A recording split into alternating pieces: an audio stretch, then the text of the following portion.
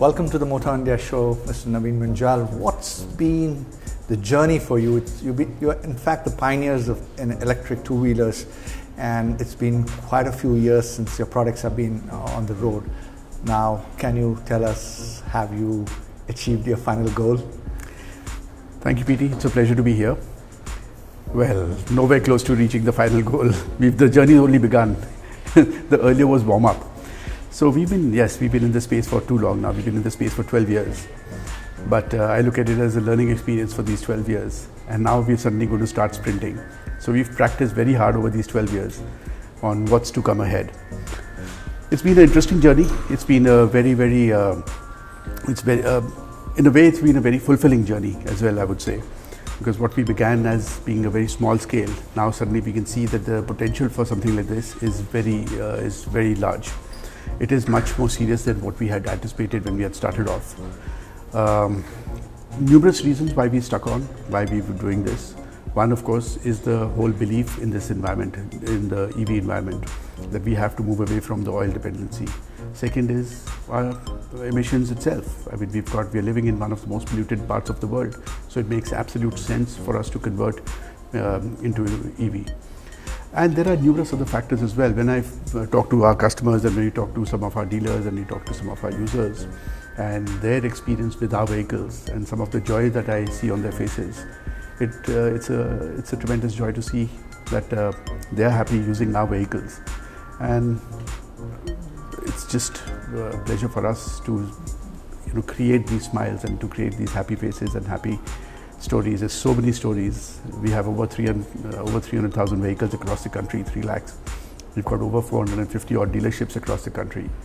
And when I ask some of the people the stories, why they bought our vehicle or our dealerships or our employees, why they continue to stick with us for 12, 13 years, their story is the same, that we believed in the story, we still believe in the story, we believe in what you're doing, and we want to be part of this revolution. Okay, that's nice. But there's still a lot of smiles missing, in the sense there are young people out there looking for fast bikes and fast scooters in the electric mode. You have the Harleys doing their bit. Then you have recently some of the Indian manufacturers bringing in high-speed motorcycles.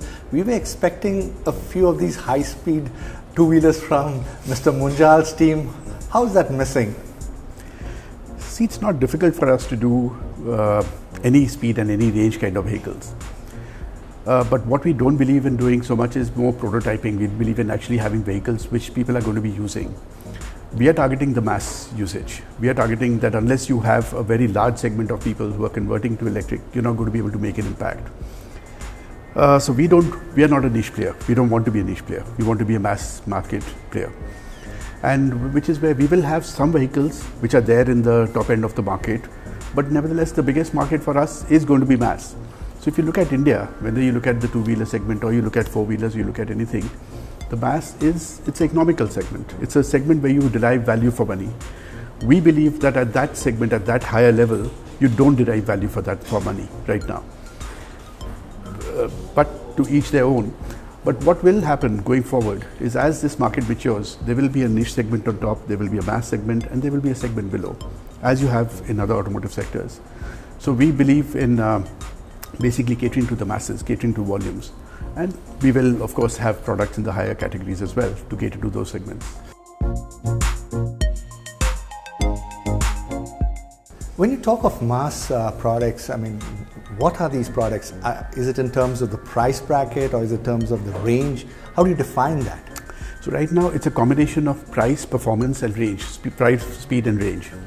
So what is that sweet spot that is attractive to a customer who's buying these vehicles? So we believe that, like an IC engine, there is a certain price bracket which the customer is willing to spend, a normal customer who's willing to spend. And for that, there is a certain speed and a range that he would get. Now, beyond a certain range and speed, these vehicles become very expensive. And not just so expensive right now, but they become expensive to operate as well. And there would be a problem when you come in for battery replacement 3 years or 4 years or 5 years hence. The size of the batteries that you have to put in would be very large, and thereby making the vehicles very expensive. So our belief is that there is a certain sweet spot which is a combination of price, speed, and range, and that is what we are trying to play in. And that you think this segment, this mass market segment, that segment is going to stay for quite some time before perhaps this industry matures? I don't think this segment is going anywhere, actually, to be honest. This segment is going to remain. I mean, if you look at what's happening with the IC engine two-wheelers or four-wheelers, that segment has not gone. That segment is still the mass segment.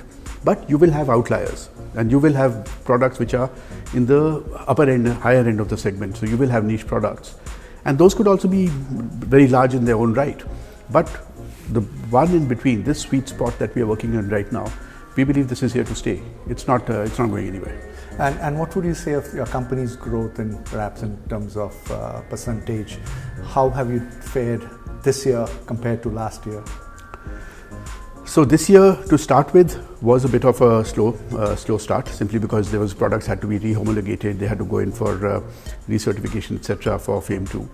But when we look at our business plan that we had created last year for the next 3 years, we are on track.